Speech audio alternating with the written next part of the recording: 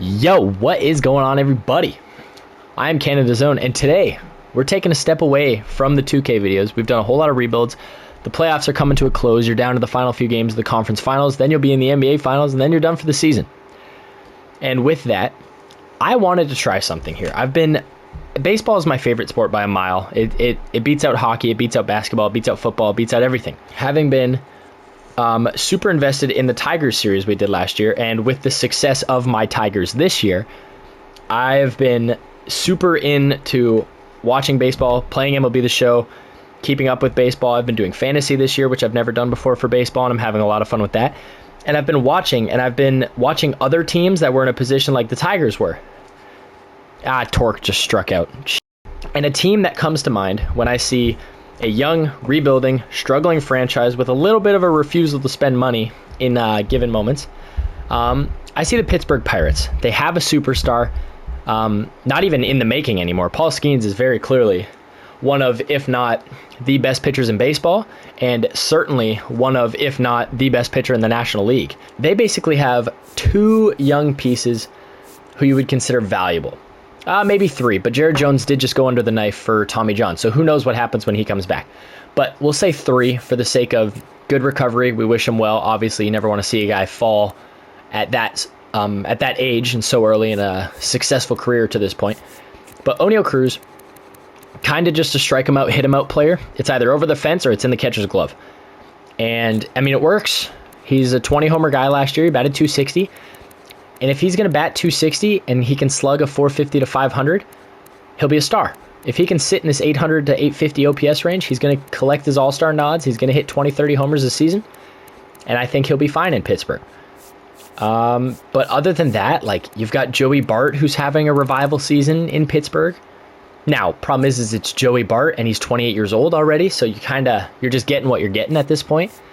Brian Reynolds was a star briefly, way back in the day in 2021-22. He's going to hit you 20 homers, but if you're paying, $13 million is probably a bargain for most teams, but in Pittsburgh, that's the biggest deal I think they've ever given out, if I'm not mistaken. He is the most expensive contract in Pirates history, and it's only $13.3 million. He's a guy who's just going to be a 20 to 30 home run guy. He's going to bat about 260 to 270, and he's going to be about, a 770 to 800 OPS at his peak. He may sneak into an all-star game or two, but he's obviously not a part of the future plans. I don't see at age 30 him getting any better, especially when there's 1, 2, 3, 4, 5, 6, 7 years left on his deal. And then you've got a guy like Ke'Bryan Hayes, who was once looked at as a star in the making. Batting about 260. The homers were never there, but this season, 2023, people thought this was finally the year he dethroned Nolan Arenado for consecutive Gold Gloves. 15 homers, 60 RBIs, batted 270, was a 760 OPS, was in the heart of that Pirates order. And since then, he's either been broken, which has also been a common theme of his career, or he just can't hit. And in the sim, I don't want to jinx it, but he's hitting the ball right now. The OPS is way down, and I need it to get way up. But at $8.8 million, it's not the worst thing in the world. And then Andrew McCutchen. It's great to watch him collect the accolades, and he's a great guy, and he's been around in Pittsburgh. He won an MVP there. He was on the most successful Pirates team since Barry Bonds. And he's put together a very high-quality resume. And he's a guy who's just here to collect the accolades and to watch him close in on 23, 24, 2,500 hits, 350 homers, 1,200 RBIs maybe, get to that 500 double mark if possible. And he's just going to be a good ball player. And in real life, this team is dog. They're terrible. They're horrible. They suck. That's why people have been freaking out about wanting to trade Paul Skenes. Obviously, they shouldn't trade him. I'm not a member of the majority who's like, trade Paul Skenes just because the Pirates suck. They're gonna suck. They're not going to be good for a little bit now, and it's going to take a minute for them to get any good. But what they do need to do is build. They need to add pieces around this guy because he's a generational superstar. He is going to be a star pitcher for the next decade, at minimum. I don't project him being any less than a Cy Young contender for the next however many years. And now, I wrote a few rules out for myself for this series to not just go to free agency, sign everybody for as much money as I can, and then the series is over in 2 episodes. So what I'm going to do is we are not allowed to sign free agents for more than $12 million, we increase it to $15 million if we make a wild card game, so it goes up 3. And then every playoff series win, it goes up an extra $2.5 million. So if we make the wild card this year, it'll go from $12 to a $15 million budget per player. And then if we say we win our wild card series, it goes to 17.5, and then et cetera, et cetera, et cetera. You get the picture. Next thing, we cannot sign free agents who are 83 overall or higher. So 82 and under is perfectly fine, but anyone 83 and over can't do it. If we make the playoffs, however, we get a +2 overall increase. So then if we make the playoffs this year, like I said, we make the wild card game, it goes from an 83 minimum or maximum to an 85 maximum, and then so on and so forth. Next thing, cannot extend our players for more than what Brian Reynolds is making. So if a contract goes to $14 million and we haven't made the playoffs or anything yet, can't do it. We have to extend guys for at 13.3 or cheaper than 13.3 until we make the playoffs. And then, like I said, it goes up $2.5 million each year. And then, okay, the target for this is to basically do a season plus the postseason per video. So we'll go through 162 games, the postseason if we make it, and then the off season will be the start of the next episode. And then, like, basically we'll go through at the start of each episode, not including this one, we'll go through free agency, roster setting, 40-man, all that stuff, the minor league rosters, spring training, the regular season, the draft, September call-ups, the postseason again, and we'll be right back to where we started. So in this sim, though, we're an above 500 team, which I'm sure Pirates fans would be thrilled to be in real life because they're not even close. I'll just simulate to the draft, so I'll cut really fast. We'll go straight to the draft and the All-Star weekend and everything, and then I'll see you guys again when we actually are drafting. We have arrived. It is draft day. We are going to go to our scouteds. This is our number one guy, Will Carruth here. This is the guy. Easton Engel I also had on there. I had Daryl Couch is supposed to be the number 1 overall pick, but we scouted him, and he doesn't look that good. I'll put most of, basically everyone we scouted to a high degree on here. Juan Valenzuela maybe as a reach in the 3rd round or something, or 2nd round. We do have 2 second-round picks, though, so maybe late 2nd rounder. We're going to add everybody just for the sake of having options throughout the draft here. Howard Sasaki, yeah, and then we'll go. So we've got a good chunk of guys. This Will Carruth or Carruth, he looks like the real deal to me. So that is my target. He is absolutely my pick at number 6, if he makes it there. Jason Coley goes number 1. He was projected to go 2. Remember that Couch kid was supposed to go first. So I'm curious where he goes. I think that's him now. There he is. Daryl Couch, picked up by the Angels. Also, the top 8 of, I believe, the first 10 draft prospects for this class were all starting pitchers. Oh, and Will Carruth goes 3rd. Man. So I guess we got to hope that Easton Engel doesn't go. And he goes 4th. Oh, George Rivero we had. Where is he? There he is. What is he projected, though? Yeah, he's projected later in the rounds. Preston Wood also there. Not a guy that I would be willing to burn a 1st rounder on. This Armas guy is going to be there in the 2nd round. We're going to take Carlos Pulido. I can't believe we lost both of our top 2 guys. So Will Carruth here was projected 12th, and he went 3rd. Ah, that sucks. Okay, so round 2 here. I would like to take Andre Armas, but he's projected. We have him. He's got good pop. He's got a decent arm, decent fielding. He could also end up as a first baseman even. But Matt Sullivan's got some pretty good per 9s. 4-seamer slider, 2-seam sweeper. Throws pretty hard. We go with probably Andres Armas, the catcher. Never go wrong with a catcher, I feel like, unless you're Pittsburgh in that case. Then you draft a catcher that you go wrong with. And then Mikey Ortiz is here. Do we go George Rivero? He's got some better pop. It projects a little higher. Speed is pretty good. Mikey, though. I think we're going to go Mikey. I feel like that could be the wrong pick because he's kind of a midget. Forgive me, little person. Let's see. George Rivero's still here at 84. That's my next pick. I got to go with him. Yoenis Emery comes off the board. Where did he go? I'm curious. Oh, literally just before the round started. So he wouldn't have made it to us anyway. That's all right. I think we're going to take Sasaki.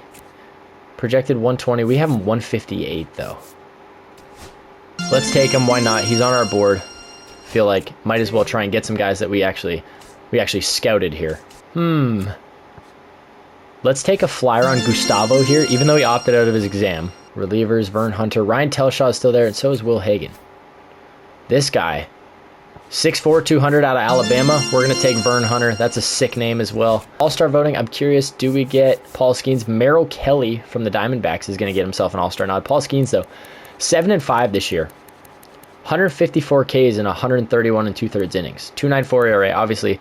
I don't think he sims as well in the game as I feel like he should. Let's see, do we have anyone in the Derby? That'd be cool.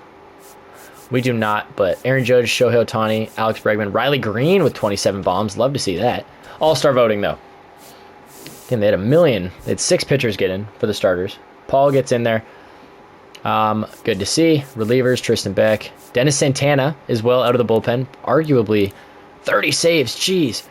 Arguably the best closer in all of baseball right now. Ryan Walker's having a very good year in San Francisco as well, though. Catching, I mean, it's who you'd expect. First baseman, it's who you'd expect. Same thing at second base. Maybe Otto Lopez is a surprising one. That's pretty cool. That's a 27 homers. Oh, 27 RBIs. Jeez. Eugenio Suarez, Manny Machado both get in. Mookie, Mason, Ezekiel, Marcelo Zuna, Jung-Hoo Lee. Nice to see him developing. Kyle Tucker, Fernando Tatis, Ronald Acuna, and Nick Castellanos. I'm curious to the American League. Carey got in. Yes. Oh my God, he's batting 300. Riley Green got in.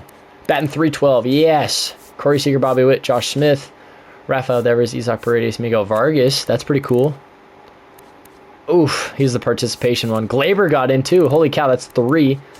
And Torque. Oh my gosh, 25 homers he's got. Logan O'Hoppe, Langoliers, Rutschman for the catchers. Anybody else? Lucas Urseg. Scooby gets in at number 2 there behind Logan Gilbert, who's having an unreal season. So we're going to go through here. We're not going to play any of these games. Holy crap, Zach Neto to the Diamondbacks. That is ridiculous. Why would they make that trade? They have Jordan Lawler. Review the trade block, actually. I do have a couple guys. Mitch Keller, we're not going to be able to get rid of that money. Andrew Heaney, I would definitely like to trade. He's having a great year. Johan Oviedo, probably hang on to him. He's not even in the bigs right now. Bailey Falter, definitely would like to move on from that. And then I think that's it. Out of the pen, David Bednar maybe is a guy who could go. He's actually having a resurgent season here, so maybe we hang on to him. Tim Meza can go, though. Ryan Barucki, he's having a pretty good year. Why not? Dennis Santana, obviously going to try and hang on to him as much as, or as long as possible. Ke'Bryan Hayes, 240, 6 homers, 35 RBIs. I mean, it's okay. IKF, I'm not opposed to moving to capitalize on that value.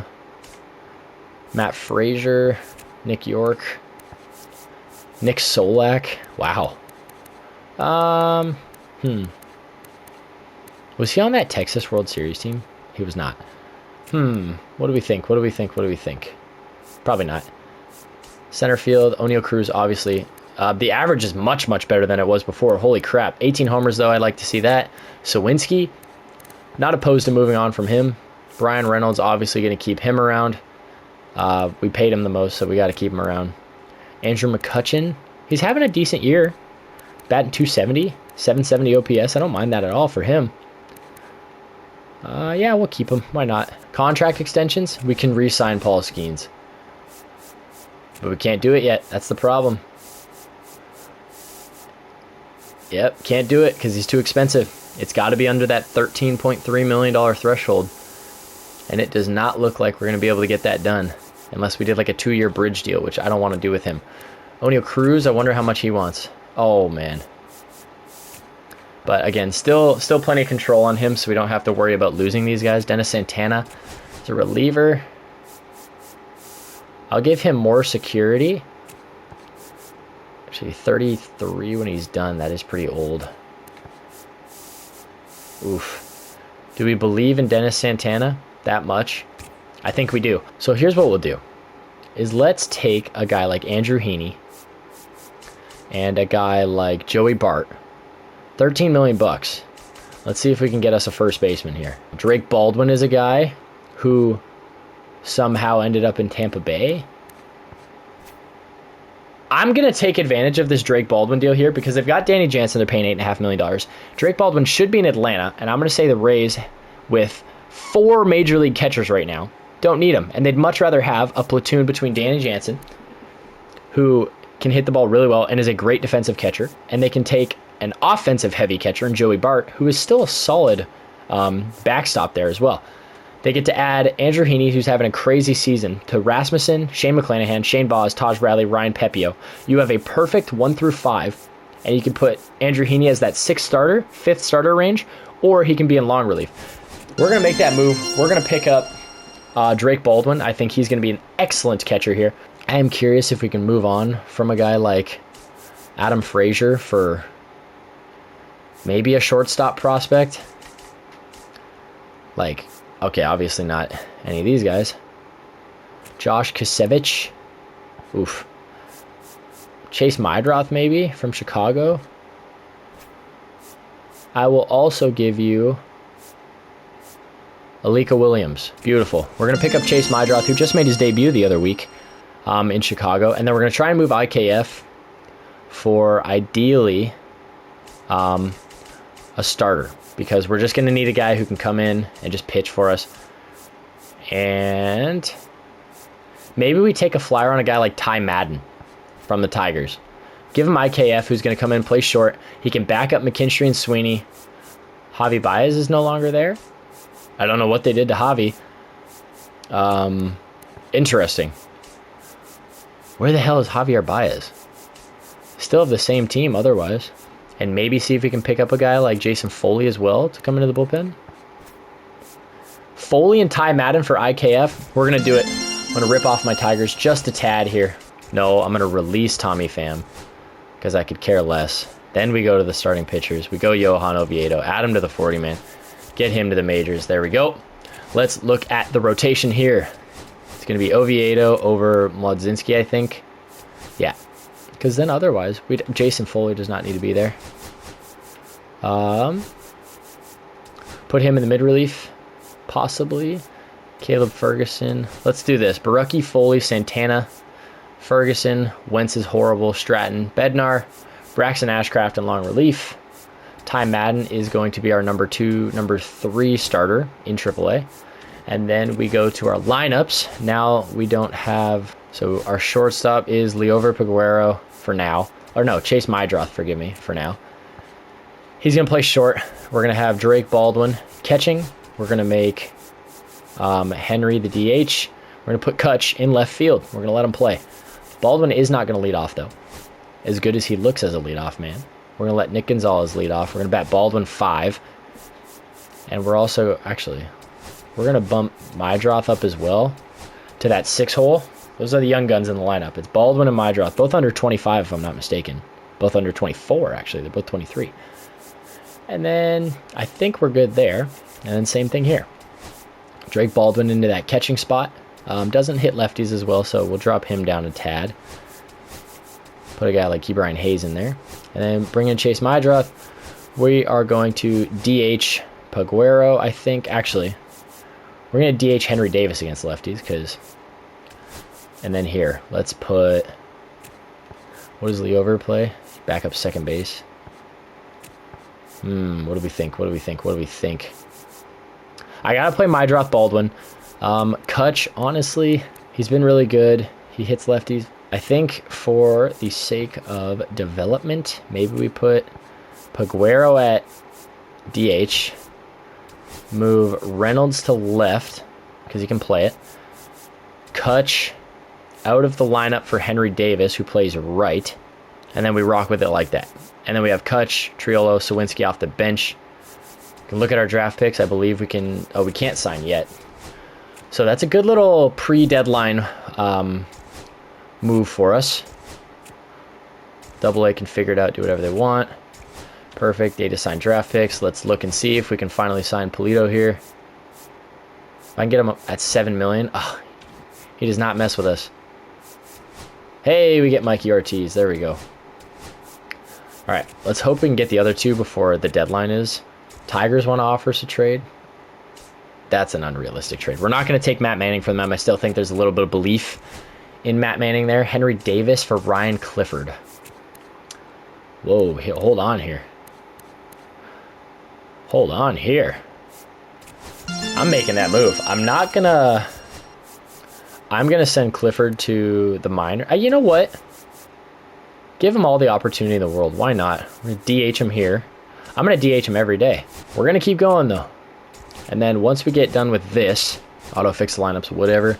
The Marlins want to give me Ryan Weathers. They were not gonna do that. Here we go. Contract extensions. Let's actually make sure that there isn't anybody new to re-sign. Jason Foley. He's doing fine. What does he want? That's a little too expensive for me. Drake Baldwin. If I can get Baldwin on like an 8-year deal at like crazy investment numbers, and we get him at like under 8, under 10, I think we make a deal here. This noise is the most insufferable thing. This is like the worst noise. If we can get Baldwin under 6, I think we're in a spectacular spot. Like an 8x43 or 8x45 even. 8x44. 9 years. Let's see how much. 9 years, 48. Huh. All right. Drake Baldwin, we have completely invested in now. Paul Skenes, like I said, cannot afford the extension. But as soon as we can, I'm hoping we're able to hang on here and sneak ourselves into a playoff spot. We are well above 500 now. Holding the number 1 wildcard spot, which, if you guys forgot, like I had mentioned, would allow us to increase our budget to $15 million. And if we win a playoff series, up to $17.5 million for a contract, which would be massive for us. Jameson Taillon would not get traded for Jack Sawinski. We're not going to do that. Look at the D-backs offer. We're not going to make that deal either.